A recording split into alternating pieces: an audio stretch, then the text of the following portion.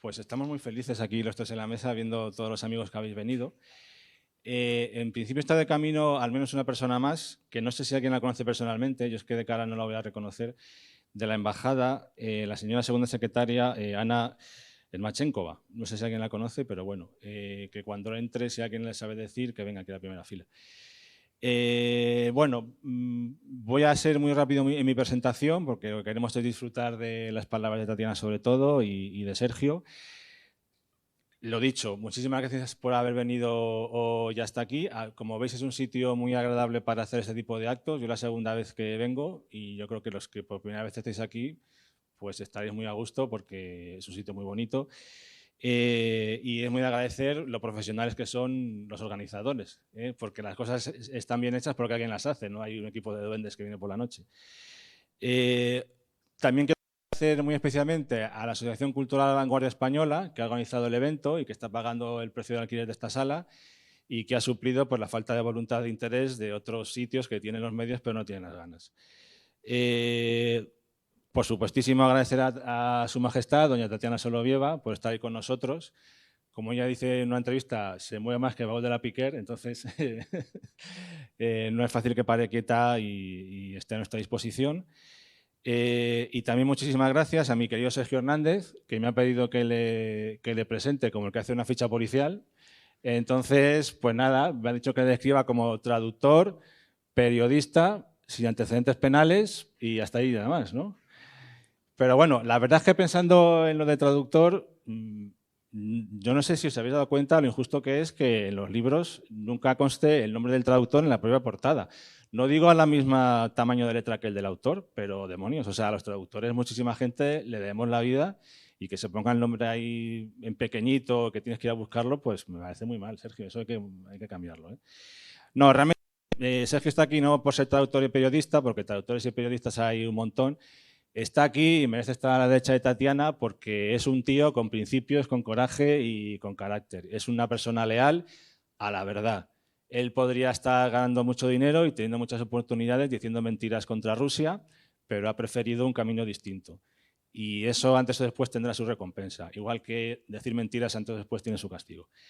Bueno, y por lo demás yo ya me callo, porque la gente que me conoce ya sabéis que soy de pocas palabras. Así que le doy la palabra al bueno de Sergio, que os animo a estar muy atentos a lo que os explique, porque yo he tenido oportunidad de escucharle presentaciones de traducciones que ha hecho de libros de Tolstoy y Dostoyevsky y es una delicia escucharle por lo mucho que sabe, por la pasión con lo que lo transmite. Así que nada más, después de Sergio ya intervendrá Tatiana, luego habrá unas pequeñas preguntas que le hará Sergio a Tatiana, luego ya vuestras preguntas, que lamentablemente no podrán ser muchas porque vamos contra el reloj, y luego ya todos a comprar el libro de Tatiana. Bueno, pues lo dicho, gracias por estar aquí con nosotros y Sergio, cuando quieras. Muchas gracias, Pedro, por la presentación. Muchas gracias a todos por venir. Para mí es un honor casi injustificado presentar esta obra de Tatiana porque, en mi opinión, y creo que en la de muchos, es un libro sorprendente y vamos a profundizar solamente un poco en él porque toca muchísimos temas, aunque parte en inicio de uno, que es todo lo que rodea al ballet y al mundo de la ópera y el ballet en la Unión Soviética y en Rusia y su, digamos, exportación cultural en el caso que nos ocupa a España, que es una hazaña de la que Tatiana ha sido, bueno, pues la protagonista. Entonces, bueno, la figura de Tatiana se puede definir como productora teatral y ella crea un libro. Y el libro que tenemos ante nosotros, pues en principio puede ser definido como biográfico. Es una biografía, el relato de una experiencia vital, pero es algo más. Es un libro que puede incluso definirse como ecléctico. ¿Y por qué? Pues porque al margen de los hechos biográficos de los que da cuenta Tatiana a lo largo de más de 500 páginas, pues trata muchos más temas. Entonces, el libro arranca a modo prácticamente como una biografía típica, describiendo sus orígenes, y luego toca lo que es su actividad profesional, empezando por la música, porque Tatiana es una prestigiosa musicóloga, y luego entra de lleno en el teatro. Hasta ahí todo parece normal, pero el libro, como una suerte de Matrioshki, ya sabéis, las muñecas rusas, una detrás de otra, pues el libro va ramificándose y entonces, por momentos, abandona el tono biográfico para acometer el de obra de divulgación, pero obra de divulgación histórica y, en mi opinión, muy interesante, con un enfoque y un prisma muy diferente al que estamos acostumbrados. Pero esa es una rama. Luego el libro avanza por otros vericuetos y nos transporta al terreno del anecdotario. Y menudas anécdotas, porque Tatiana, a lo largo de su vida profesional y experiencia vital, ha tratado con auténticas personalidades y figuras y estrellas del mundo de la cultura, no soviética y rusa, sino universal. Entonces, en ese sentido, la obra es impagable. Luego, por deformación profesional, estoy casi obligado a comentaros una cosa, y es que el libro, Tatiana, lo escribió ella en español. Y, es decir, no primero en ruso y luego traducido al español. Entonces, eso tiene unos riesgos, pero también es un regalo, porque a mí lo que me sorprendió es la naturalidad de su lenguaje. Y claro, yo sé ruso, sé cómo hablan los rusos y enseguida detecté que algunas frases estaban construidas exactamente como las crea mentalmente un ruso parlante. Y me pareció muy, muy curioso. Inmediatamente yo pensé, bueno, esto yo lo habría expresado de otro modo, pero al instante pensé, no, no, no, no, no, esa es la riqueza del libro, porque esa es una de las llaves de la honestidad de este libro. Es decir, no hay un intermediario entre lo que piensa Tatiana y lo que se plasma en las hojas. Es lo que directamente ella crea. Claro, luego también tenemos, pues, digamos, algunas peculiaridades de su lenguaje. Por ejemplo, cuando ella habla en el libro de la inteligencia rusa, claro, no, el lector se queda. Y esto de la inteligencia, claro, es lo que se denomina en el mundo de la traducción los falsos amigos. No es inteligencia en ruso, no es inteligencia en español, es intelectualidad. Pero esto, que parece ser un fallo, para mí es una riqueza, porque te da idea de la medida de la honestidad con la que Tatiana se ha expresado aquí. Y para mí es muy de agradecer. Y luego, hablando de esa honestidad, la honestidad va avanzando por el libro y la conecta, para mí, en un final apoteósico en el que ya hemos avanzado desde el terreno de lo biográfico para meternos de lleno en el análisis histórico, y toca el tema de los Staravieri, los viejos creyentes del rito ortodoxo en Rusia. Y ahí, en mi opinión, pues Tatiana muestra una opinión muy profunda, muy meditada y sobre todo honesta. Y a modo de ejemplo de esta honestidad, cuando leáis el libro, en la página 163, para mí está una de las claves del encanto que tiene este libro. Dice así, dice: en algunos momentos se me pasaba por la cabeza volver a Rusia. Tatiana ya estaba en Madrid desde finales de los años 80, principios 90, y bueno, al principio hubo un poco de choque cultural, en fin. Y dice: pero siempre me hacía la pregunta: ¿para qué vivimos? La respuesta era clara: para hacer el bien para los demás. Dado a lo que me dedicaba, que era llevar la cultura a la gente, ¿dónde más podía ayudar que en España?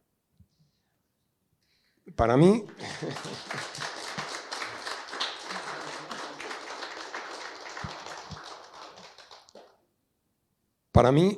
esta es una de las claves del libro, porque es la que vehicula la necesidad de toda la labor profesional y humanística que ha desarrollado ella en nuestro país y que, al fin y al cabo, nuestra sociedad de toda España ha tenido la suerte de disfrutar, porque a lo largo de más de 30 años aquí Tatiana pues, ha logrado ver a gran cantidad de ballets y compañías que de otro modo pues, quizá hubiera sido muy difícil que viniesen.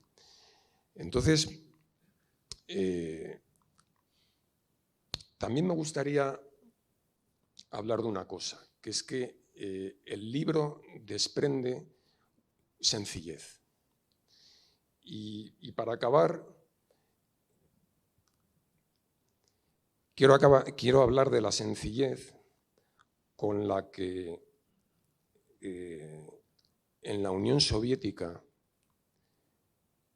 transmitieron la cultura del ballet a la nueva masa que por primera vez en la historia tenía un acceso a un lujo, porque al ballet iban las clases pudientes, es decir, la aristocracia, la alta burguesía, los comerciantes florecientes, pero no la masa. Entonces, para mí, este libro también simboliza un poco el acceso de la sencillez a un lujo.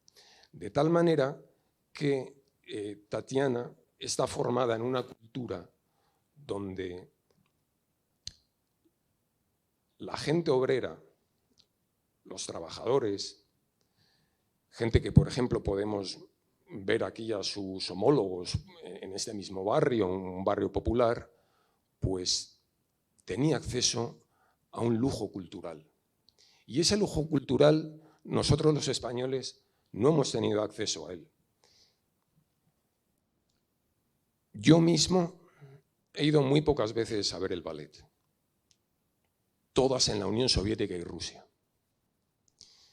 La primera vez que fui a un ballet fue en 1990 en el Teatro de la Ópera de Odessa. Yo tenía 21 años entonces y me sorprendió lo que me rodeaba, el público que me rodeaba. Y justo esa anécdota de hace 34 años la estoy comprendiendo ahora tras leer este libro. Porque nosotros, jóvenes estudiantes en la Unión Soviética, los profesores nos llevaron a ver Don Quijote, el Don Quijote, y claro, no teníamos nuestras mejores galas. E íbamos con lo opuesto, pantalones vaqueros, quizá algún bermuda colorido de la época, pero el pueblo soviético iba con sus mejores galas. Y entonces, ya para acabar, esa sencillez a la que me he remitido antes, no obstante, el mundo de la cultura y la travesía educativa y cultural que produjo la Unión Soviética, o por lo menos la sociedad en la que vivió Tatiana, supo transmitir ese principio a la gente más sencilla, que no por ser sencilla y no por pertenecer a la clase trabajadora, tienes que privarte de acceder a un lujo cultural y artístico. Es más, vas a obtener una mentalidad y un raciocinio que te lo va a hacer valorar. Porque en 1990, yo en el Teatro de la Ópera de Odessa no supe valorar Don Quijote. Los profesores nos preguntaban, ¿os ha gustado? Sí, claro, claro, pero era una respuesta de cortesía. Yo no podía valorar nada porque nunca antes había visto ballet. En español ya sabéis que tenemos un dicho que es, la miel no está hecha para la boca del cerdo. Bueno, pues ese dicho en aquel momento me asaltó. Y bueno, y acabo ya, a través de este libro he comprendido que, en cierto modo, la educación cultural que pudiste recibir y que a través de tus producciones teatrales has podido transmitir a nuestra sociedad es algo que a nosotros, o por lo menos a mí, se nos hurtó o no tuvimos en su momento acceso a ello. Así que muchas gracias por abrirnos los ojos, Tatiana.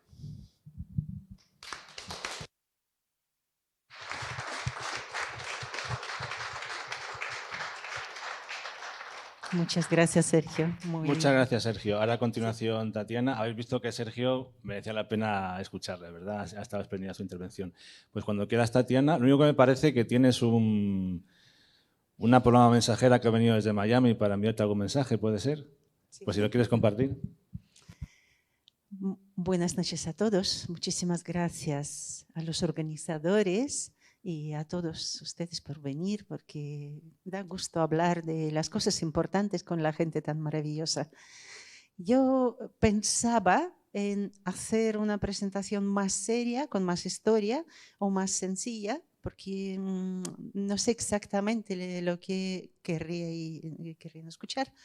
Y creo que voy a intentar ser lo más sencilla posible y después Sergio me hará las preguntas duras. Así que podemos hablar de todas las cosas a diferentes niveles. Agradezco muchísimo a César Vidal, al que conozco desde los años 90, porque estuve muchas veces en sus programas La Linterna, y es una persona súper culta y siempre me encantaba hablar con él, especialmente cuando él me invitaba a sus programas para hablar. Al principio hablamos de los cosacos de Rusia y después de otras compañías. Mira, yo estaba cambiando, mientras Sergio estaba hablando, los carteles de algunas de las producciones que había hecho en España. Los cosacos de Rusia, por ejemplo, fue la compañía que traje por primera vez en el 93 y hasta este es el último cartel del 19. Y bueno, cuando escribí el libro, le escribí a César, digo, César, ¿no te importaría hacer un prólogo? Y leyó y me contestó, claro que sí. Y empieza su introducción diciendo que no le gusta hacer los prólogos para la gente, porque si no le gusta el libro está claro que no es muy cómodo para hacer prologarlo, y decir no a alguien tampoco es muy cómodo. Así que él dice, pero este libro lo quise prorrogar y me ha encantado lo que ha puesto él, la idea de él que mi libro es como una matrioshka, porque dentro de unas cosas siempre hay otras, pero Sergio lo ha explicado ya muy bien. Hablo mucho de historia, pero hablo de las anécdotas personales, la vida en España, la vida en Rusia, los conocimientos, hasta muchas veces las historias muy casuales. Y bueno, voy a cerrar este archivo. Lo único que mire aquí, esto, he traído miles de espectáculos a España, algunos. Y aquí tenemos a nuestro servidor de mandarnos esto. Queridísima Tatiana, no sabes cuánto lamento estar en el exilio y no poderte acompañar en un día tan importante y espero que tan bello y hermoso tú te mereces.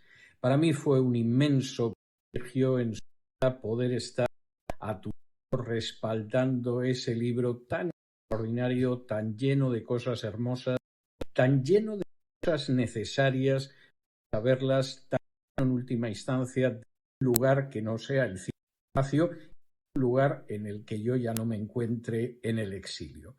Un abrazo muy fuerte y que tengas una celebración extraordinaria, justo que tú te mereces.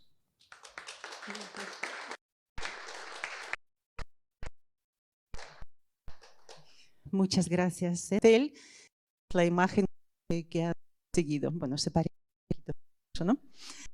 Es entonces de los esquimales. Esto también esquimales.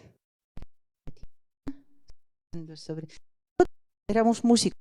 Aquí no hay ningún bailarín profesional. Vladimir Nazarov, ahora, bueno, después se llamaba las Artes Nacionales.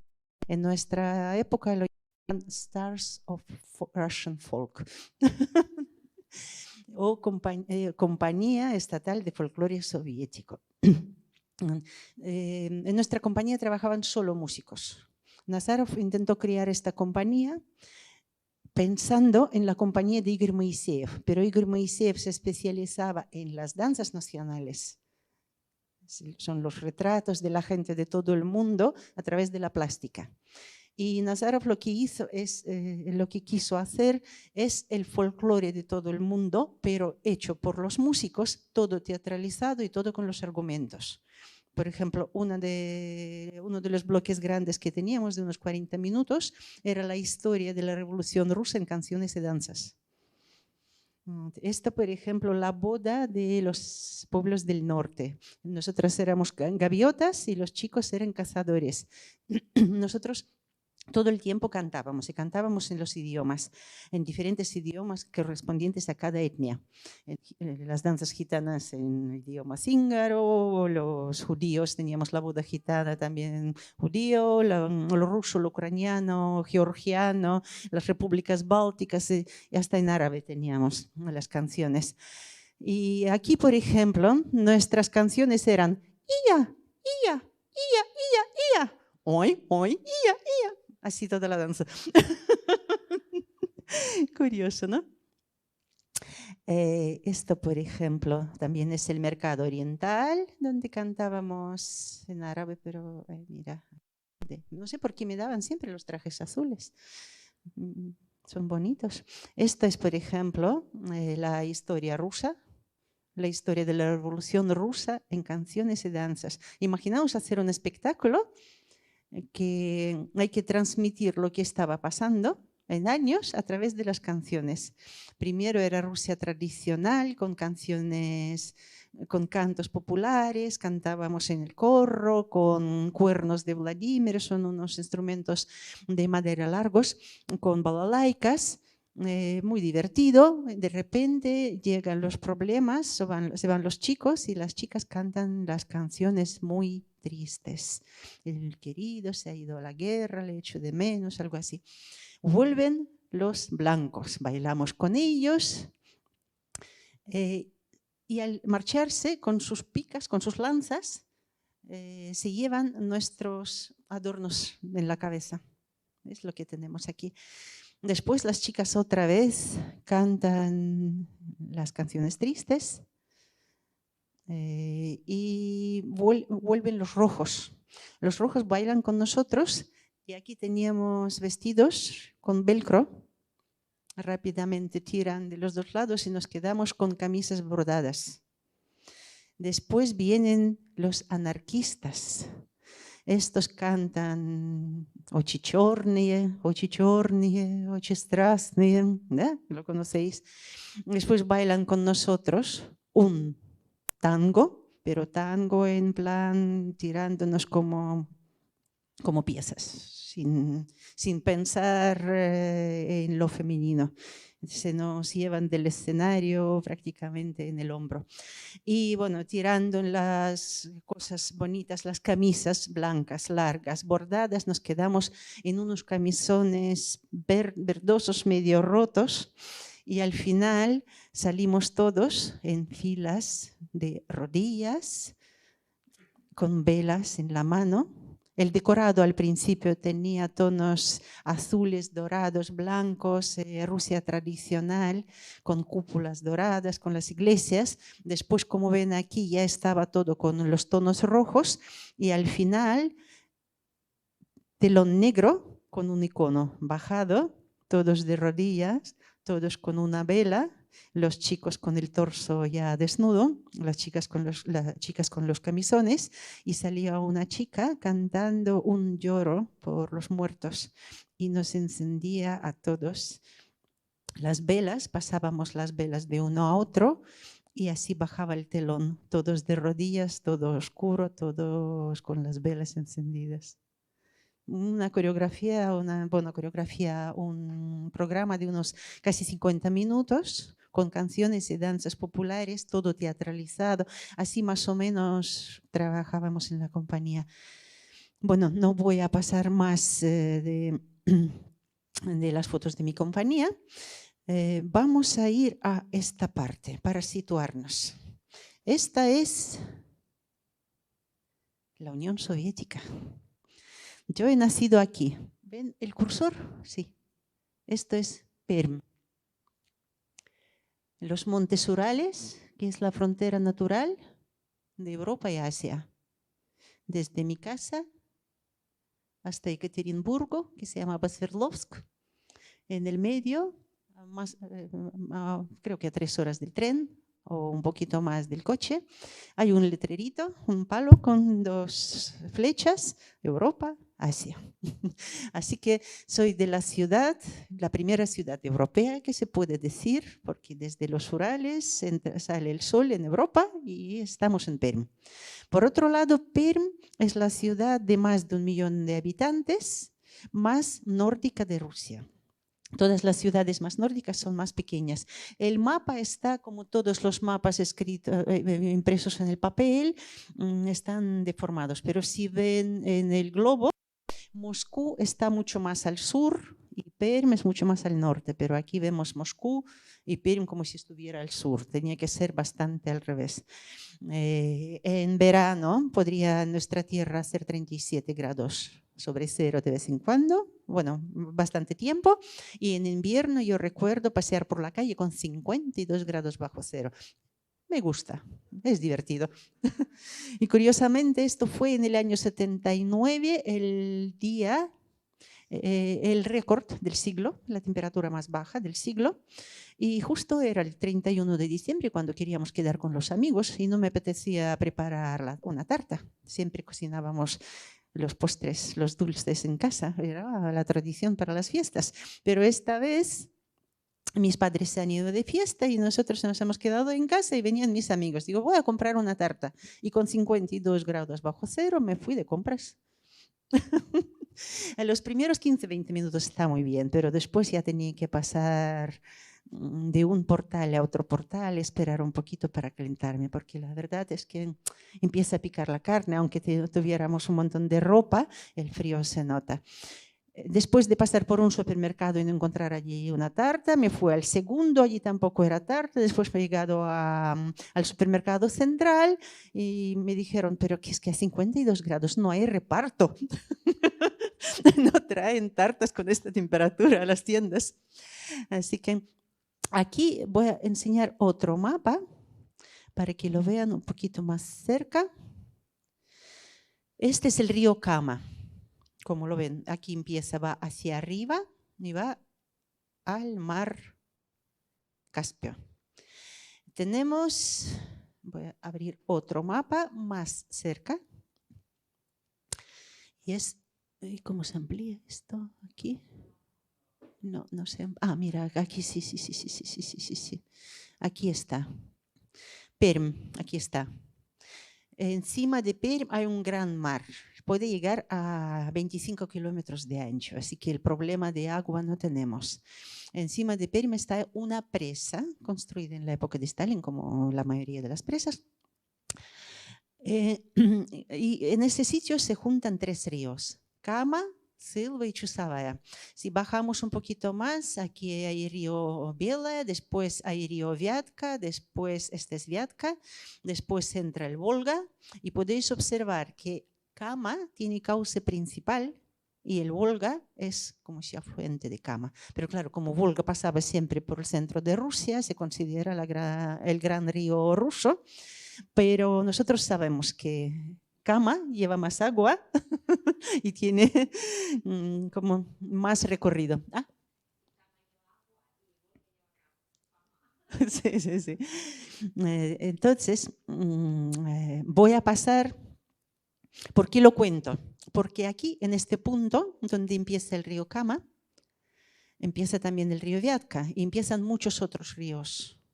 Es un sitio un poquito más alto que los lugares de fuera y allí es donde he pasado mis veranos cuando era pequeña.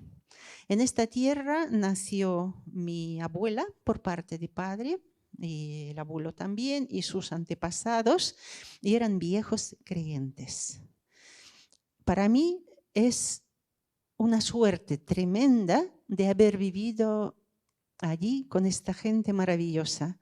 Y mi hermano y yo muchas veces recordamos nuestros veranos allí y nuestras relaciones con la gente de allí y consideramos que en el mundo no hay gente mejor. Por alguna razón, bueno, por muchas razones, han podido mantener las tradiciones no de ese siglo, o 2 o 3, no de la época de Romanov, ni siquiera de la época Rurik, cuando Rusia ya era un gran zarado, un gran país. Los libros dicen que estas tierras mantienen las tradiciones anteriores a Moscovia, cuando teníamos muchos diferentes tierras con diferentes directivos, como se dice ahora, ¿no?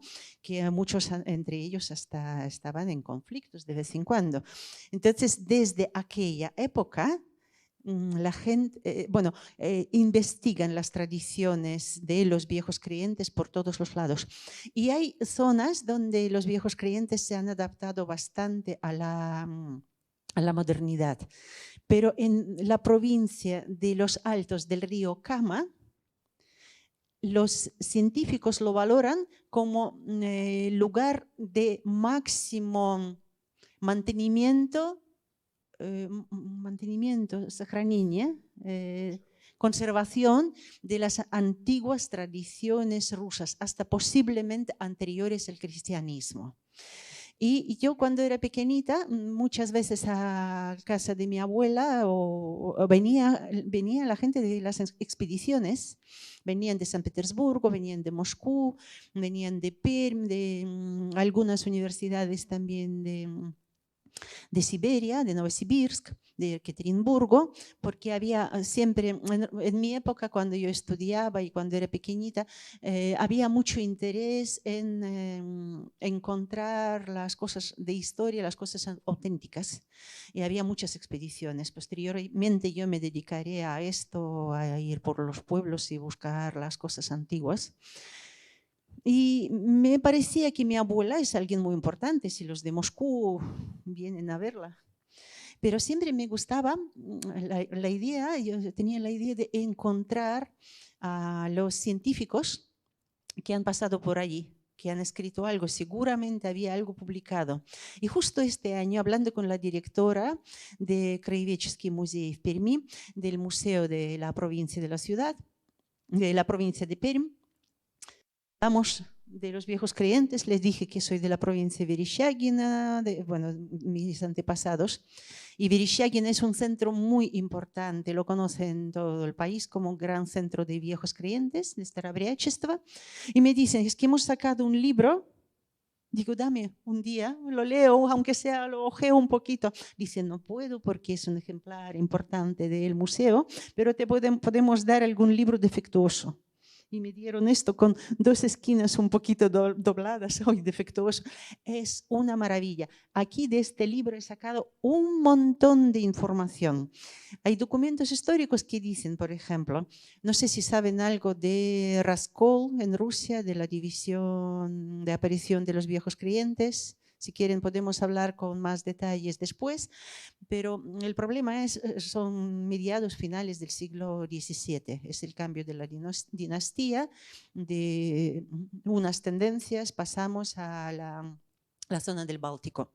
Y a partir de Pedro el Grande sabemos que todos con los que se casaban los herederos, todos los que reinaban, no sabían ni ruso, todos eran alemanes y todos con los apellidos alemanes y se casaban por ahí. Entonces a la corona rusa con los Romanov llegó el Sacro Imperio Romano Germánico y Rusia se dividió en dos.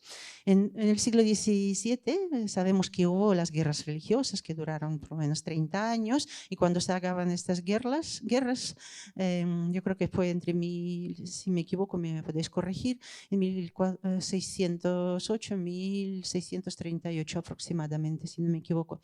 Se acaba con la paz donde se dice, no voy a decir en latín, aunque en mi libro lo he escrito en latín, de quién es el país.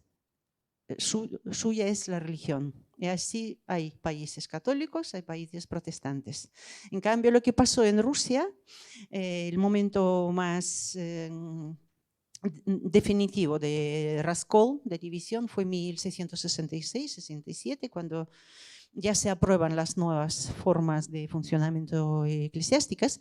Después ya hay mucha sangre, 2 artículos de Tsarevna Sofia, prácticamente por todos los que no obedecen, cortar cabezas, quemarles, cortar, bueno, muchos castigos, 12 artículos de Tsarevna Sofia, lo podéis leer y es terrorífico.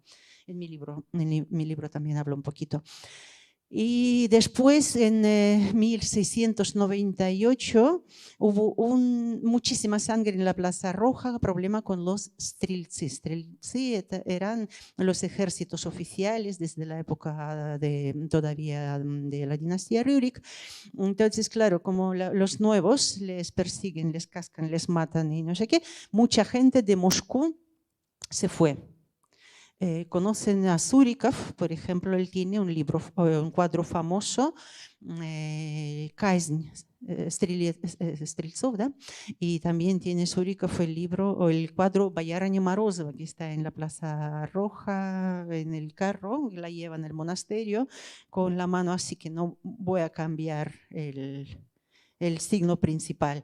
La fe es como si fuera la misma ortodoxa, pero cambian las cosas y no son cosas pequeñas para la gente normal, posiblemente eran cosas pequeñas. Bueno, cambian esto, ¿no? por esto. La gente realmente creyente dice que ¿por qué? Que hemos hecho mal durante siglos. ¿Cuál es el sentido de escribir Jesús o Jesús con 2 i, ir pasalón por el sentido del sol o ir contra el sol, repetir aleluya 2 veces o 3 veces? Como que parece que cosas pequeñas, pero de esas cosas pequeñas ha habido mucha sangre. Y entre aproximadamente 1686 y 1900 o 1815, la contabilidad del Estado se dio cuenta que faltan 20% de los pagadores de impuestos en el país. Y a partir de 1720 y tantos, por Pedro el Grande, fueron colocados los ejércitos en la frontera para evitar el éxodo de la gente. Entonces, la situación no era muy fácil y el tema de los viejos creyentes es un tema de los más importantes para entender Rusia. Podemos hablar de este tema un poco más, pero yo creo que me enrollo demasiado y hay que terminar y todavía ni he llegado al principio. Así que los viejos creyentes siguen y yo estuve este año allí en el festival de los viejos creyentes. Mira, este es el río Kama, se ve así bien, ¿no? En la ciudad de Perm. Es un río navegable hasta 40 metros de profundidad, llegan los barcos del mar desde el Mar Negro, Don, Canal, Volga-Don, Volga, Kama, hasta nuestra ciudad pueden llegar perfectamente los barcos marinos. Este es uno de los puentes en la ciudad de Perm. O es la ciudad de Perm desde el otro lado de la orilla donde tenemos la playa de arena y bueno, está nadando allí la gente y está muy bien. Bueno, yo al lado de los barcos y esto es el sitio al que he llegado este año. El comienzo del río Kama empieza aproximadamente a 15 kilómetros desde el pueblo principal de la zona de mis antepasados, Sepich. Y yo estaba diciendo de este libro que hay documentos interesantes. En Sepich justo aparecieron muchos viejos creyentes en 1698 y por allí, sobre esas fechas, y todos procedentes de Moscú. Y aquí hay un documento, lo lees y dices, es que somos de alta cuna prácticamente. 2 zarinas, un general, varios burgomister, como gente del ayuntamiento, hasta la gente que como letapisец, los que escribían, escribanos y los que pintaban los iconos. Y esto está documentadísimo. Y esto quiere decir que de la presión en el centro del país la gente tuvo que ir. ¿A dónde se han ido? A un lugar alejado donde estaba el comercio principal en nuestra zona, por los ríos. ¿Quién va a estar comerciando por los ríos si los ríos acaban de empezar? Ahora veremos esto. Este es detrás de mí está el pueblo de mi abuela, donde yo pasaba los veranos. Y esto es donde comienza el río Kama. Estamos con una de mis primas, miren, aquí. Bajar, ¿cómo se baja esto? Oh, me he ido a otra página, a otra foto. ¿Cómo funciona esto? No entiendo por qué no me hace caso. Bueno, esta es una de las casitas al lado del comienzo del río Kama y están ahí las señoras vestidas con trajes tradicionales. Y yo quería ampliar el río. Aquí está. No sé si puedo hacerlo. ¿Lo podría hacer o no? Bueno, ven aquí. Este es el río Kama. Estamos a los 2 lados del río Kama. En pocos kilómetros, está a 4 kilómetros de ancho cerca de mi ciudad o 25 kilómetros de ancho por encima de la frontera. Y si bajamos con el barco por el río hacia Kazán, hay muchas zonas donde por ninguno de los lados se ve tierra. En nuestra tierra hay mucha artesanía. Estas son las señoras que he encontrado allí, que conocían a mis antepasados, a mi abuela, a su hermana. Estuvimos charlando, venden las bebidas típicas de allí, Braga. Si no habéis bebido Braga, Braga es una maravilla. Nosotros casi no bebíamos cerveza, bebíamos cuas sin alcohol o Braga. Braga es... Y justo aquí me explicaban la receta de ellos. También había varias cosas de artesanía. Mira, enseñaban a los niños a tejer. Estos son cosas de madera. Este es el típico vestido sarafán de los viejos creyentes. Los cinturones, era un arte auténtico hacer los cinturones tradicionales. Mi abuela los hacía muy bien. Mi abuela cultivaba lino, de lino hacía telas, las telas las tenía, cosía ropa, hacían absolutamente todo en casa. Y yo con ellos he aprendido de pequeña y segar, y remover la tierra, llevarla para casa y con la hoz recoger cereales. Bueno, hacíamos de todo. Fue una cultura que te educa sola. Yo no he tenido que hacer ningún esfuerzo porque a mi alrededor lo estaban haciendo todos. Y lo bueno de esta cultura, ¿por qué es tan valiosa la de los viejos creyentes? Es de las comunidades de vecinos con la misma forma religiosa, porque si no te gusta esta comunidad, en ruso se llama община, territorialная община, si no te gusta esta, no estás de acuerdo, tú puedes ir a otra. Cerca de nosotros había otras también общinas. Y en este sistema de organización la votación siempre es sí. Porque primero cada uno explica lo que quiere explicar, No hay jerarquía, todos son elegidos, todos se pueden cambiar, todo el mundo trabaja y vive vive para los demás. Entonces la sensación de que estás siempre protegido, siempre están todos de acuerdo contigo, están claras las reglas, las fórmulas de vivir. Y la base principal era el amor. Nunca nadie ha oído te quiero, ya te lublю, nunca.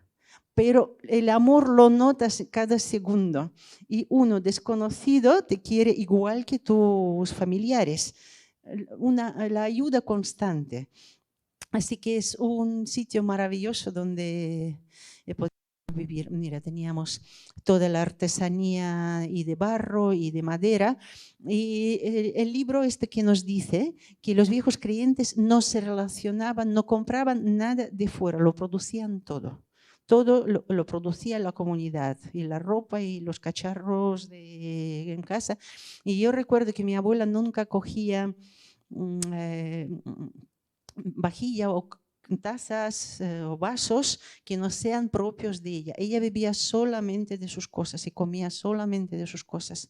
Esto se llama su vajilla. Todo lo demás era mirskoya, para mir.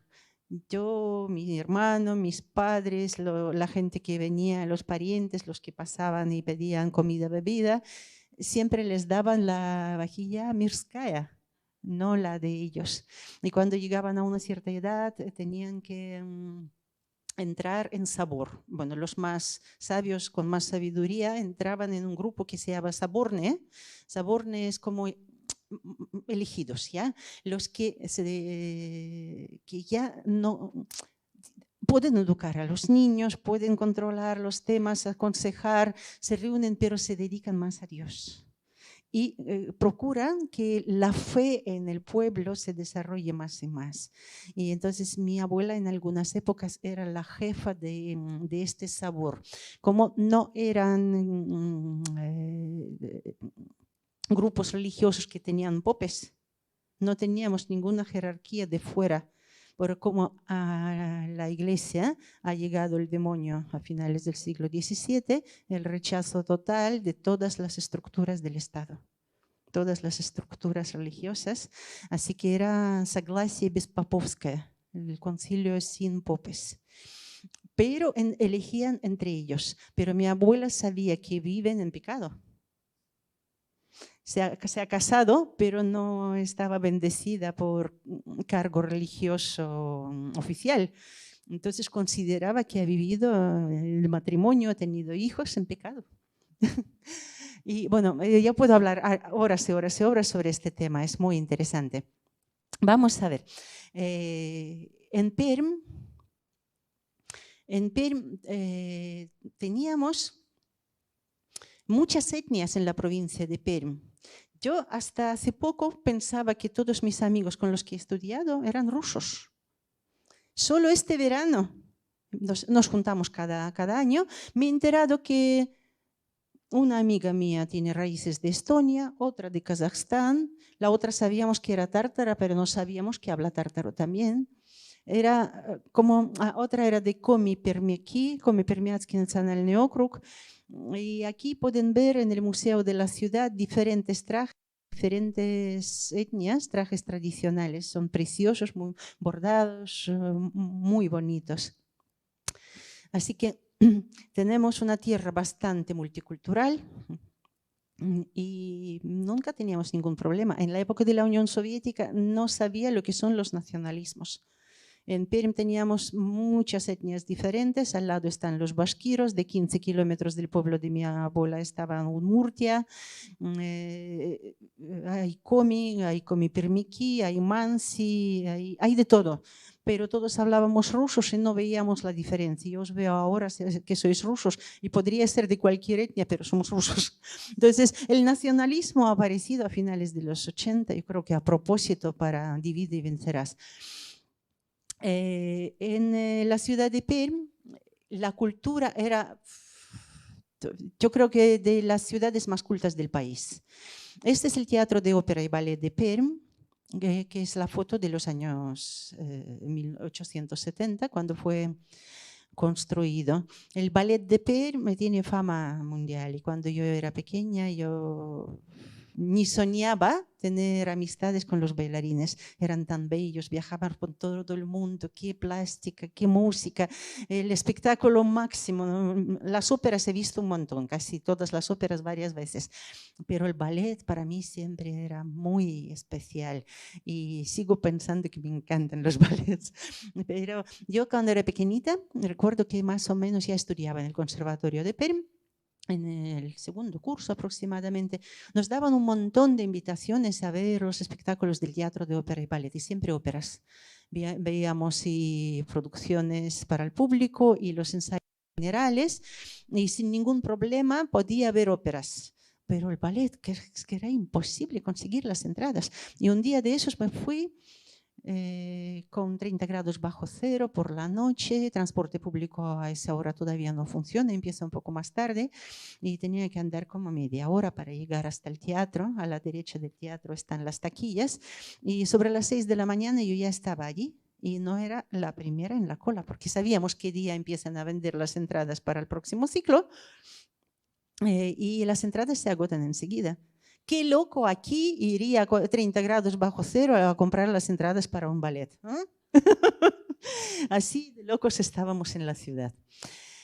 Cuando empecé a estudiar, mi madre enseguida me encontró una buena escuela. Este es el Palacio de Cultura Lenin, que estaban, todos los palacios de cultura estaban relacionados siempre con alguna fábrica y las fábricas mantenían lo cultural y lo deportivo, toda la vida social, ¿no?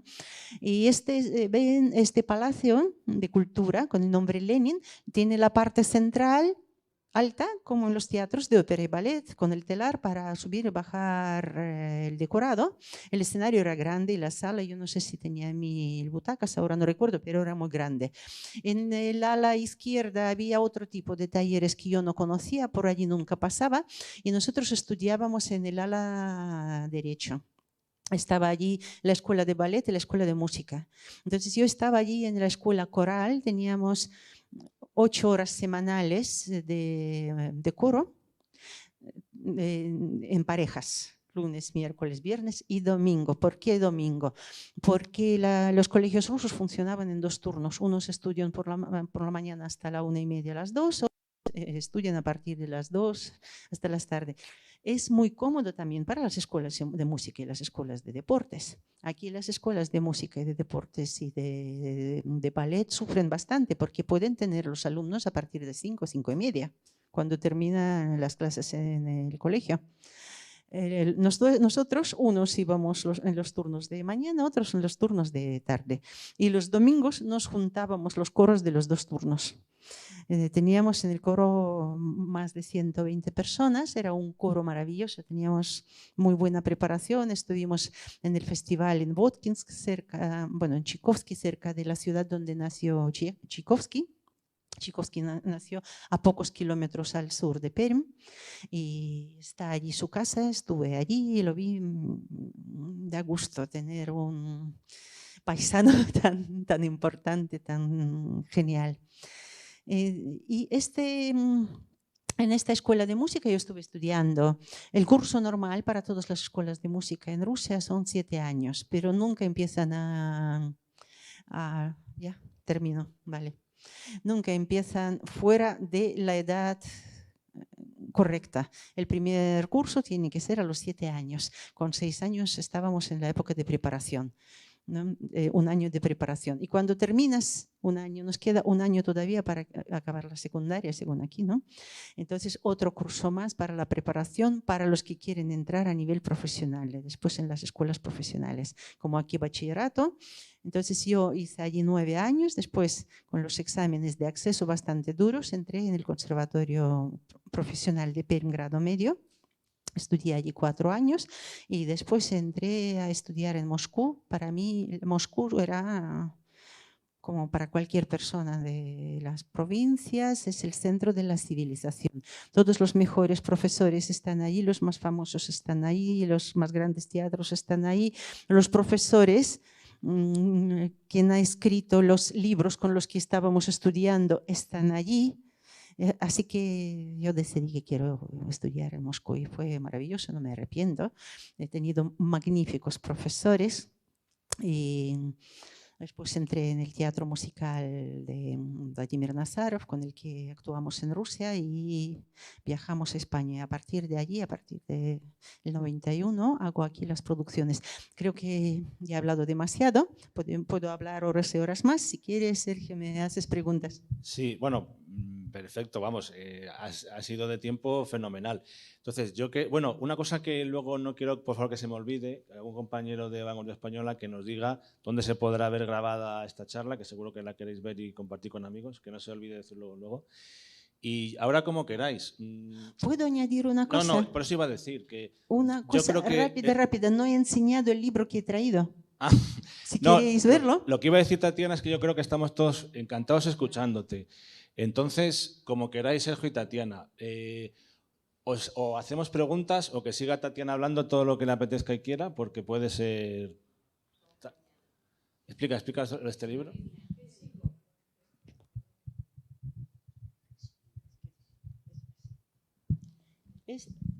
Esto, en casa de mi abuela había muchos de estos, me quedan unos cuantos todavía. Estos son todos estos libros anteriores a la reforma de Nikon. Entonces aquí pone primer Romanov Mikhail, cuando fue editado, Mikhail Feodorovich y patriarca Filaret. Saben que el primer Romanov, Mikhail, era el hijo de Filaret. Qué curiosa época era. Filaret se convirtió en metropolita un poquito antes de colocar al hijo en el trono, y después de los primeros años de la dinastía Romanov compartían dirección del Estado el padre y el hijo, patriarca y el zar, apoyados por Polonia, por cierto. Entonces, los viejos creyentes guardaban los iconos de aquellas épocas, los pasaban de generación en generación, y es lo que tengo. Vale, pues lo dicho. Bueno, si quieres, Sergio, hacer alguna pregunta a Tatiana, y luego si quieres hacer alguna pregunta a vosotros o dejar que Tatiana siga contándonos, porque yo creo que estamos todos encantados. O sea que, Sergio, tú mismo, y si os parece, más que preguntas del público, yo humildemente os propondría que vamos a hablar a Tatiana hasta que se canse ella, porque...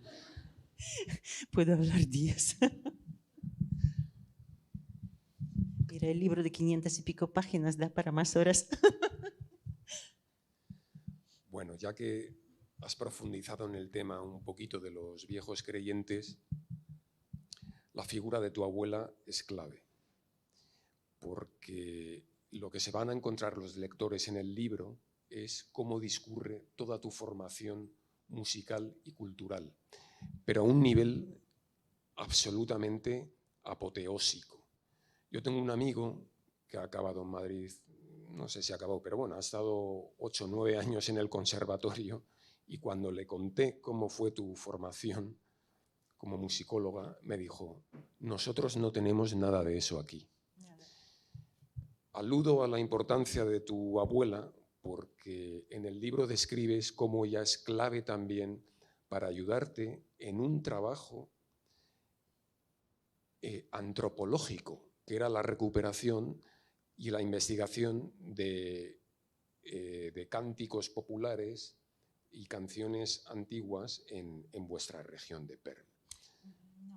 No, mi abuela me cantaba las canciones y cantábamos todos juntos, cantábamos polifónicamente cuando íbamos a los bosques a buscar setas, recoger frutas o cualquier trabajo de segar, todo el tiempo estábamos cantando. Yo sabía un montón de canciones populares en aquella época, pero cuando yo ya estudiaba profesionalmente la música y me he enterado de que folclore es valioso, no es solo andar por casa y cantar, y que las canciones que tienen miles y miles de años de historia hay que por lo menos grabarlas. Y yo le pedí a abuela, por favor, cántame algo. Y me decía, no, ya soy mayor y es pecado. y solo me cantaba духовные стихи. Духовный стих es un género de canciones populares donde se habla de cómo el alma se separa del cuerpo. Todo es el tema religioso. Y esto sí que me lo ha cantado. Entonces, cuando yo he empezado a tomar en serio el folclore y etnografía, esto ya era en mi época de Музыкальное училище, el Conservatorio Profesional de Perm, porque teníamos una magnífica profesora, Жанна Геннадьевна Никулина, la que lo explicaba con tanto entusiasmo y nos gustaba tanto que hicimos una expedición, otra expedición, creamos un conjunto con mis compañeras de estudios. En el grupo éramos 15 chicas en toda la facultad. Y con este grupo, aquí hay algunas fotos actuando nosotros en diferentes sitios, llevábamos como se dice, la cultura a las masas, pero es que era la cultura nuestra que nuestras masas han olvidado, porque la gente de las ciudades no saben estas canciones. Y yo quise estudiar especialmente en la Academia Gniesin, la academia que fue fundada a finales del siglo XIX por las hermanas Gniesin, por cierto, eran judíos todos de la familia y han estado perfectamente trabajando en Rusia zarista y después de la revolución hasta que se murieron. Es sobre el tema de los judíos en Rusia. Uno de los centros académicos de los más importantes del país. Bueno, era Academia Gniesin. Y los profesores de esta academia son los que más me interesaban a nivel de folclore, porque hay muchas escuelas de investigación etnográfica, de etnografía musical.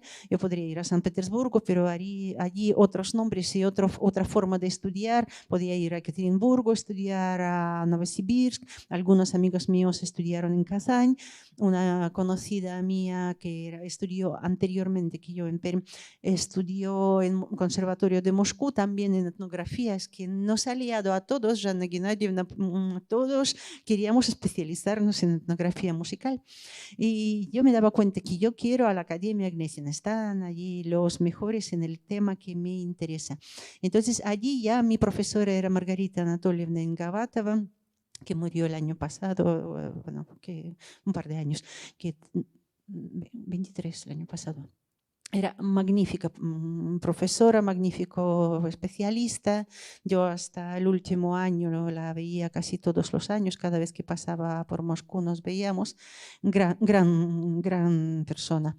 Y con ella yo hice primero, bueno, ella me daba ideas y yo tenía que investigar lo que se hace normalmente en la época de la investigación, cuando tienes que hacer el trabajo de fin de carrera. Entonces yo empecé a investigar sobre las canciones del norte, del río Vychegda en la provincia de Arjángelsk. Y mi primera expedición, que duró un mes, fue allí, que iba de pueblo a pueblo grabando.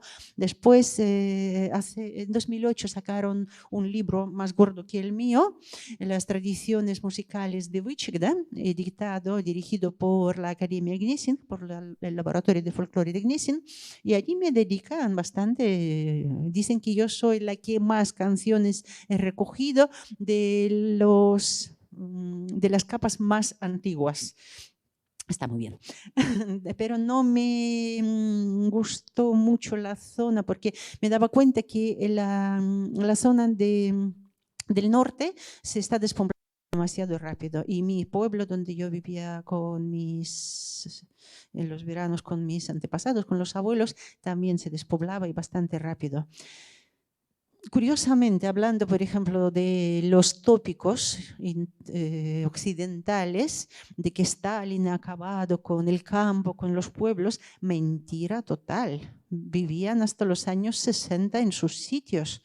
Y yo nací en el 64. Yo recuerdo la casa de mis bisabuelos. Vivieron allí hasta el final. Y tenían un montón de caballos, vacas, cabras, de todo tenían, y tienda. Ahora, claro, ahora está el campo, allí no hay nada, allí se acabó. Y en el pueblo de mi abuela yo pasaba los veranos en los años finales de los 60, en los años 70, principios de los 80. Teníamos un montón de niños y jugábamos. El pueblo El pueblo principal era Silo-Sepich.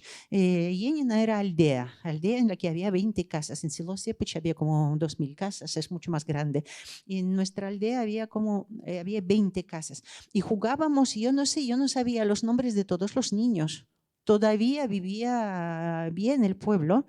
El problema, el éxodo de la gente de los pueblos empezó con Khrushchev en 1960, 1963. Es cuando más gente se ha ido de los pueblos. Y a partir de ahí empezaron los problemas. ¿Por qué? Porque él intentó reagrupar los kolkhos. Kolkhos saben que es como se dice, la empresa privada, es la cooperativa, no es el estatal. Y él decidió organizarlo en las estructuras. Había rynki kolkhozny en cada ciudad, donde los trabajadores de los kolkhos tenían cosas que tenían en común, tenían cosas privadas, pero no era savhoz. Savhoz eran los trabajadores con sueldo del Estado. Kolkhoz es una cooperativa. Entonces, Khrushchev carga los kolkhos y a partir de allí suben los precios, problemas con los suministros de la alimentación en las ciudades. Entonces, los problemas empiezan en los 60. En los años 30, 10, 20, 30, 40 también hubo problemas. Eran épocas durísimas. Yo no creo que nosotros querríamos vivir en aquella época, porque entre la revolución de 1905, después la Primera Guerra Mundial, empobrecimiento total de la gente en el medio de la guerra, llega la Primera Revolución de Febrero, la segunda, que no era del todo revolución, en el libro, si queréis, después hablamos de más detalles. Después, medio año después, empieza lo que dicen guerra civil, que realmente no era guerra civil. Eran 14 estados con ganas de ocupar los territorios del estado que ha dejado de existir. Con el gobierno temporal en febrero, no ha estado. Abdica el zar y no se construyen las nuevas estructuras. El gobierno temporal no ha podido organizar el país. 4 gobiernos temporales, más el directorio, más la dictadura de Kornilov en medio año. ¿Qué gobierno, qué país aguanta esta en el medio de la guerra? Entonces la situación, como dicen los historiadores serios y no los manipuladores, los bolcheviques en el año 25 de octubre simplemente cogieron el poder desde el suelo. Cuando dicen que los bolcheviques han destruido, mentira total. Lenin aparece en Rusia ya después de la Revolución de Febrero, en abril. Después en las protestas, en las movidas de junio, julio, con miedo de que le detengan, porque hubo un montón de detenciones, porque funcionaban servicios penitenciarios antes de la Unión Soviética y había muchas cátedras. Stalin estuvo en 6 exilios, por ejemplo, en Siberia. No era todo vida maravillosa. Entonces, Lenin en julio, agosto, septiembre está en Finlandia. Entonces, ¿cuándo empiezan? En octubre. Y a partir de ahí intentan construir el país. Acaban con la guerra, empiezan a montar. En febrero del 18 se forma el Ejército Rojo. La mayoría de los oficiales imperiales se pasan al Ejército Rojo. Entonces, cuando nos cuentan la historia, dices que no coincide con lo que hemos vivido. Pero claro, entre una guerra, otra guerra, cambios de estructuras, desorden total, los años 20, país destruido con problemas de suministro de todo tipo. Yo en el libro hablo de Igor Moiseev. Igor Moiseev nació en una familia de gente privilegiada, de dvariane. Su padre era abogado, su abuelo era abogado, pero en el año 20 y tantos, cuando él empieza a trabajar en el Bolshoi, no tenían dinero para comprar una tetera. Tiempo llevaban con una tetera agujereada. Y con su primer sueldo de bailarín en el Teatro Bolshoi, compra la tetera.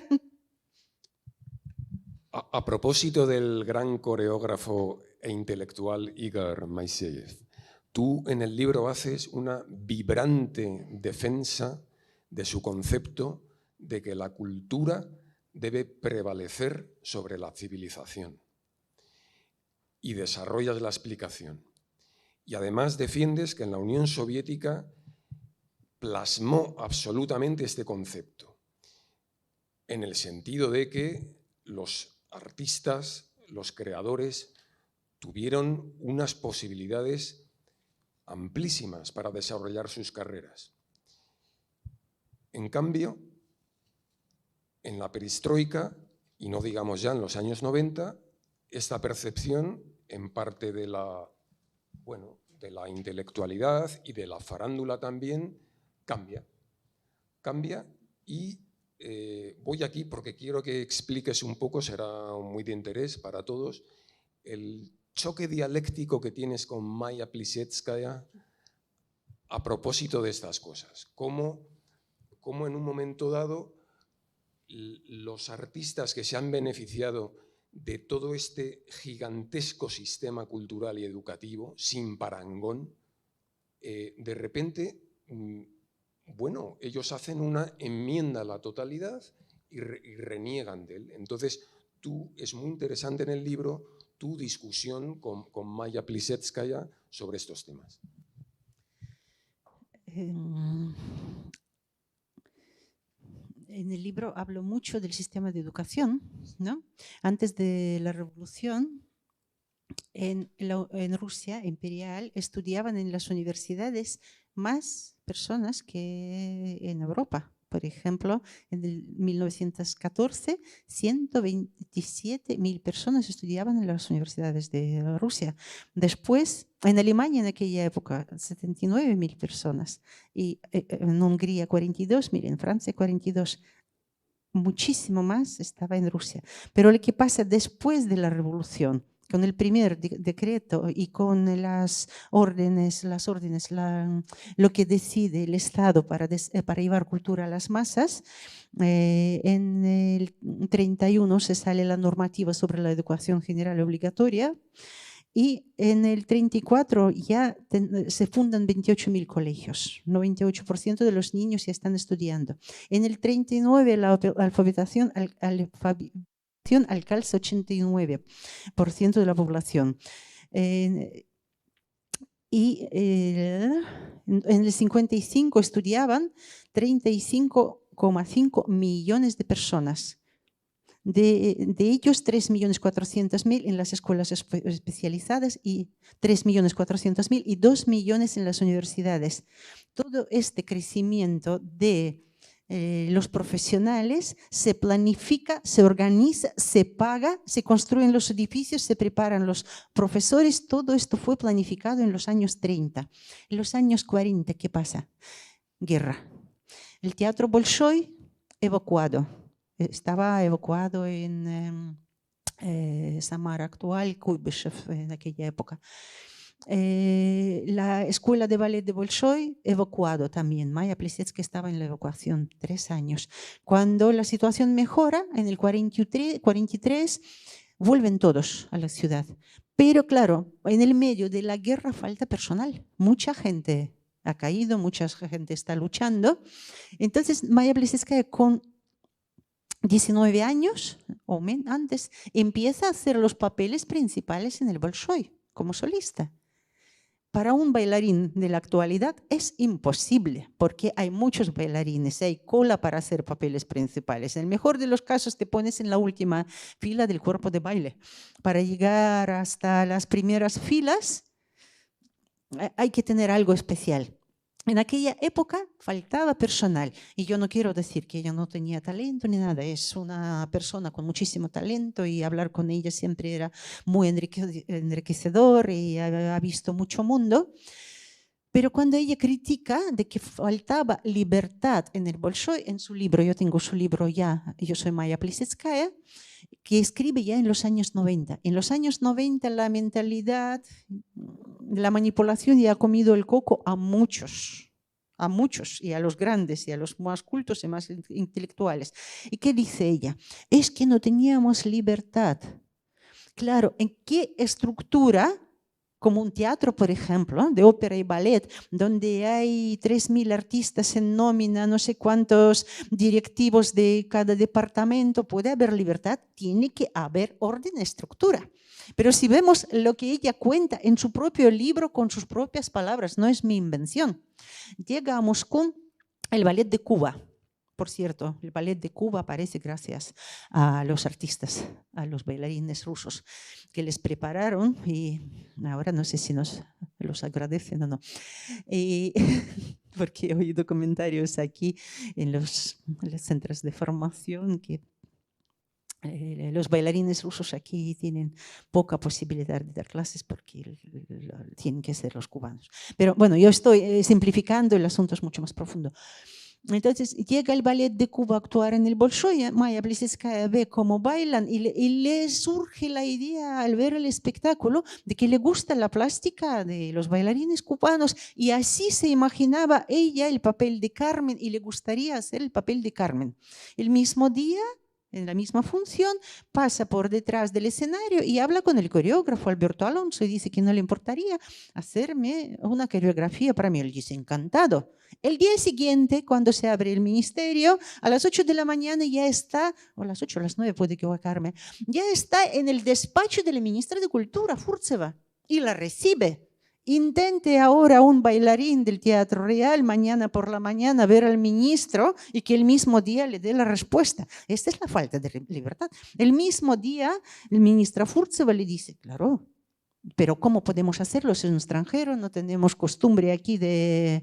No podemos contratar a los extranjeros para esto. Dice, pero los cubanos son como si fueran soviéticos. Bueno, vale. Entonces le dicen que en 2 meses ya Alonso tenía todos los papeles, el visado, y ya estaba trabajando en el Bolshoi haciendo la coreografía para Maya Plisetskaya en el espectáculo Carmen. Y Shchedrin, el marido de Maya Plisetskaya, el famoso compositor, buenísimo compositor, mientras ellos ensayan, corta la música de Bizet, de la ópera Bizet, y lo convierte en Carmen Suita. Y iba en contrarreloj, en menos de un año el espectáculo ya estaba puesto en el escenario del Bolshoi. Entonces, cuando ve el ensayo Furtseva, la ministra dice, es que no le gusta, demasiado erótica, no sé si conviene sacarlo ahora, deberíamos esperar un poquito más y pulirlo un poquito. Y entonces Maya Plisetskaya le dice a la ministra, ¿cómo? Que es que no tenemos muchos invitados para el cóctel después de la función y los periodistas y no sé qué. Furtseva dice, sí, no quedaría mal, no quedaría bien. Y hacen el estreno. Y después de esta ella dice que no teníamos libertad. Es que no es mi historia, lo cuenta ella misma en su cuento, en su libro. Y así, por ejemplo, Igor Moiseev escribe su libro, Ya вспоминаю, yo estoy recordando, lo escriben también en los años 90. Y cuando habla en el año 38, crea la compañía, ensayan primero en las escaleras porque no tienen dónde ensayar, pero como gustan las actuaciones, les invitan al Kremlin en una de las cenas, a las reuniones, comidas, porque se juntan allí todos los intelectuales. En una de las reuniones aparece Stalin, detrás me pone el brazo en el hombro y dice, bueno, ¿qué tal va el ballet? Muy bien, ¿y qué problemas tenéis? Es que no tenemos dónde ensayar. Llama al jefe de Mosstroy, la empresa de los que se encargaba de construir, y dice, mira, no tienen dónde ensayar. Dice, mañana le recibo. Y va al despacho y mañana elige el sitio que le parece bien a Moiseev, que estaba en construcción en el metro Mayakovskaya, y dicen que bueno, allí podríamos hacerlo. Y en un año lo terminan. Y entran allí. Y hasta el día de hoy la compañía de Igor Moiseev está en ese edificio. Y Moiseev también con su propio puño y letra dice, cuando se acercó Stalin, yo en aquella época no tenía miedo. Claro, lo escribe en el 96 cuando le han dicho que en aquella época había que tener miedo. Pero es que se solucionaban los problemas prácticamente de hoy para mañana con la gente muy accesible. Así que hay muchas más historias de esas allí.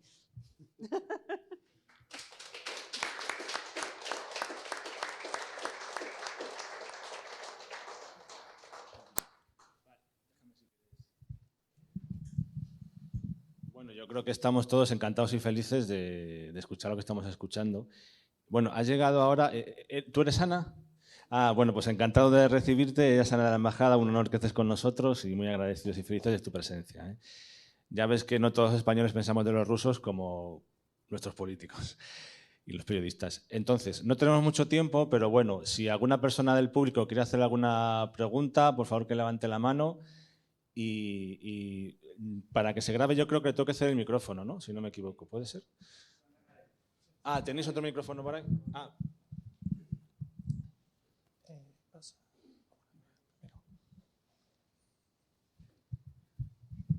Muchas gracias, porque de verdad que da gusto oírte contar pues, esas vivencias de joven y de adolescente. Me gustaría saber que en este momento el ballet clásico, las tradiciones, digamos la cultura tradicional clásica, ¿qué incidencia tiene en la juventud rusa en este momento? ¿Tiene todavía penetración? ¿Tiene aceptación? ¿O es que hay una deriva como lo estamos sufriendo en el resto de Europa hacia pues, el abandono de esas magníficas, pues, esa magnífica cultura y tradición musical y ballet? Bueno, lo que veo yo ahora, por ejemplo, la hija de Gedimin Staranda, el director del Ballet Imperial Ruso, acaba de terminar sus estudios en la Academia de Ballet de Moscú y la he visto actuar en el Bolshoi en papeles ya no principales, pero bastante visibles, y con el Ballet Imperial Ruso también hace solos. Y yo estuve en su cumpleaños que Taranda montó para su hija. Fue una fiesta, vinieron los chicos del Bolshoi y allí bailaban las danzas históricas francesas, polacas, húngaras, hasta orientales. Qué maravilla, qué escuela, qué guapos son todos, qué bien preparados. Y era una fiesta, bueno, una fiesta entre los amigos, pero los amigos eran estudiantes de la Academia de Ballet de Bolshoi. Así que fantástica preparación. Yo lo que veo, y en el Bolshoi, en Moscú, en San Petersburgo, en Perm, la preparación es muy buena. La diferencia es que ahora no es gratuita como en la Unión Soviética, que ya todo cuesta. Entonces, claro que no todos, aunque yo creo que a la gente buena todavía le pagan becas y hay posibilidades de estudiar gratis, pero el nivel, claro, no puede estar igual que antes. Puede estar aún mejor porque los profesores también están perfeccionando, enseñan mejor. Pero antes, en mi época, los profesores, por ejemplo, del Conservatorio de Perm, iban por los colegios y por las provincias también, no solo por la ciudad, y elegían a la gente válida para ballet. Miraban sus articulaciones, los cuerpos y les proponían estudiar. Nureyev, ¿cómo llegó a ser famoso? Él vivía en Ufa, le han detectado allí que el chico tiene talento y le proponen estudiar. Los padres estaban un poco en contra, como que se va afuera, un hombre en ballet, de una familia normal. La gente hacía esta labor para encontrar los talentos. Y cuando nosotros estudiábamos a nivel de escuelas de música en Perm había más de 10 y cada escuela, en mi coro había, por ejemplo, 120. De mi coro 2 estudiábamos a nivel profesional medio y del nivel profesional medio los que accedíamos a Moscú, imaginamos la cantidad de escuelas, conservatorios profesionales que hay por toda la Unión Soviética. En mi facultad había 24 plazas para 5 especialidades. Había compositores, dirección de sonido, historia de música, teoría de música, etnografía y no sé qué, de los cuales 5 plazas se reservaba para los de Moscú, 5 para los que venían con las cartas de las autonomías a las repúblicas, tenían sus preferencias porque el Estado necesitaba mandar a los profesionales a las zonas donde no hay especialistas. Entonces, si una zona solicita con una carta, se preparan los especialistas y se manda si hace falta a Bakú, a Kishinev o a donde sea. Y 5 plazas para los que ya tienen 3 años de trabajo, de vida laboral. Y 5 plazas para el acceso libre para todo el país. donde he entrado yo, qué suerte. Es muy fácil, 11 exámenes de acceso en cualquiera te pueden derrumbar y todos vienen con diplomas rojos, todos con diplomas sobresalientes. Entonces era sistema de educación bastante diferente, pero yo veo que en Rusia el interés al ballet es tan grande y el mercado es tan grande que mucha gente quiere ser bailarines y el nivel no baja. También otro problema que ahora hay muchas escuelas privadas. Y entonces, si estudias en la Academia Bolshoi, vas a tener un nivel. Si estudias en la escuela, yo no sé, por no hablar mal de nadie, no. Pero yo he visto una bailarina clásica que estudió en la escuela de Gzell. Y Gzell es folclore, bueno, folclore, danzas escénicas. Y claro que ella haciendo papeles principales en los ballets clásicos no es lo mismo. Pero por eso podemos decir que el nivel baja, pero no. Depende de qué escuela podemos coger a la gente. Yo sé que todos los que terminan los estudios enseguida tienen trabajo en los teatros de ópera y ballet. Mientras estudian, los coreógrafos de diferentes teatros ya vienen a buscarlos y dicen yo necesito a este, yo necesito a aquel, porque para el ballet también hace falta y altos para que hagan de príncipes y bajitos que hagan de saltones bufones. Entonces hace falta diferentes personajes. Yo veo que hacen producciones nuevas, producciones muy bonitas, ya cada vez hacen menos clásico. El clásico lo podemos encontrar solo a nivel de compañías privadas. Vamos con las compañías privadas por el mundo, como dicen, ganando dinero con lo que nos han dejado hasta los de la época imperial, porque son famosos y populares estos ballets, y los nuevos, aunque sea el Lago de los Cisnes o el Cascanueces, ya lo hacen en versiones modificadas. Y es muy interesante ver cómo se desarrolla el mercado y yo veo la calidad. No aquí en giras, porque en giras nos hacen la vida imposible y prácticamente estamos sobreviviendo los últimos momentos. Yo no sé cuántas veces podréis ver los buenos ballets, creo que dentro de poco, si no se cambian las cosas. Las producciones que yo tenía al principio de los años 2000 y las que hemos tenido en los últimos años, no tiene punto de comparación. Eran grandes compañías estatales con 50 y tantas personas en escena, los ayuntamientos aquí, teatros tenían presupuestos, se pagaba todo. Ahora es taquilla pura y dura, donde no podemos ni tramitar los visados, ni tenemos los billetes de avión directos, complicadísimo, ahora hay que dar de alta en seguridad social a todos, el coste sube, entonces nos están haciendo la vida imposible. No podemos ni contar con los rusos porque no tienen la documentación válida para viajar libremente por esta zona, entonces tenemos que contar con los moldavos, ucranianos, italianos, españoles, etc. Entonces, claro, estamos cambiando el modelo de trabajo, seguimos haciendo buenos espectáculos, pero nos cuesta mucho y cansa.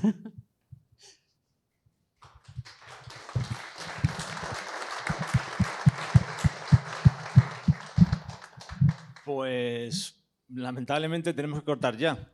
Nos han avisado de que ya tenemos que cortar y nos da muchísima pena porque yo creo que estaríamos todos aquí horas y horas escuchando a Tatiana por lo mucho que sabe y por el encanto con el que lo transmite.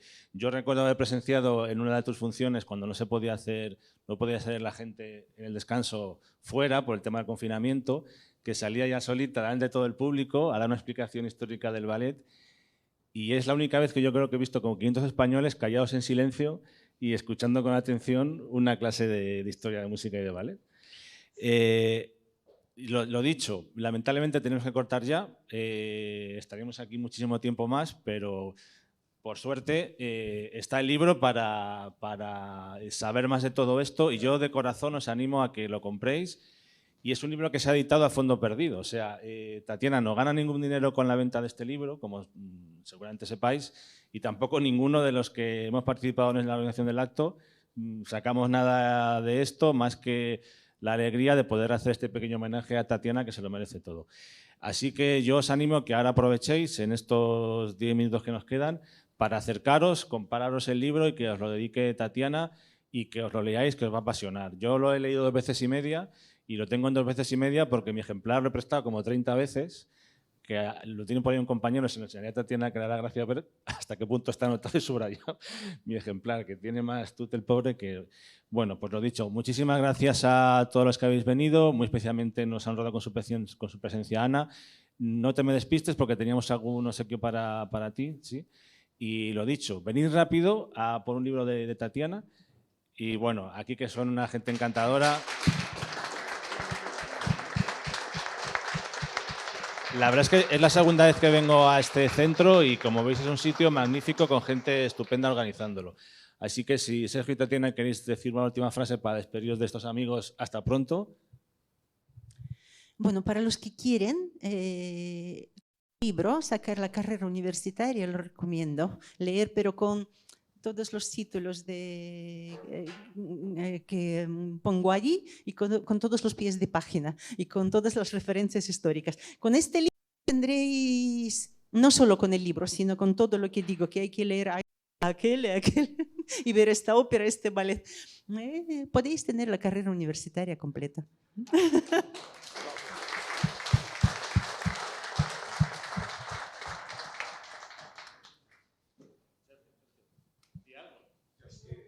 Ya no puedo decir nada más. Tatiana ha ocupado, como estaba previsto y como esperábamos, todo el espacio. Muchas gracias. No te he dejado hacer las preguntas. Gracias. Sergio tenía preparadas muchas preguntas, pero no.